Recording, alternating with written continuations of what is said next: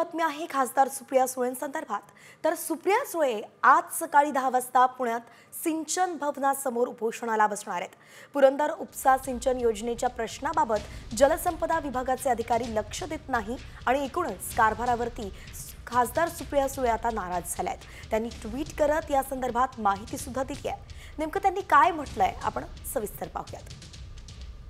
तर खासदार सुप्रिया सुळेंनी ट्विट केलंय, कल्पना देऊन सुद्धा पुरंदर उपसा सिंचन योजनेच्या बैठकीला अधिकारी उशिरा आले। बैठकीसाठी कोणतीही तयारी नव्हती। जलसंपदा विभागाचे याकडे दुर्लक्ष होतंय असं त्या म्हणाल्या।